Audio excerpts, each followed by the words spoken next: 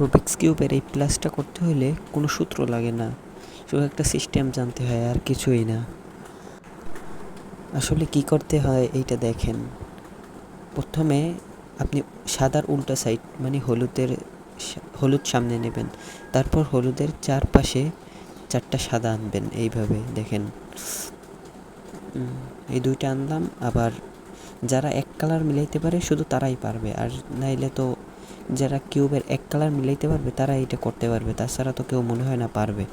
তারপর এইভাবে আপনি একটার সাথে আর একটার কালার মিলাইয়া নামাইয়া দেবেন সাদার নিচে। এইভাবে যেরকমের এই লালের সাথে এটা মিলছে, এটাকে নামিয়ে দেবেন। মিলে গেছে। তারপর এই কমলাটা মিলে গেছে, নামিয়ে দেবেন। তারপরে এই সবুজটা মিলে গেছে, এটাকেও নামিয়ে দেবেন। দেখবেন আপনার প্লাস হয়ে গেছে।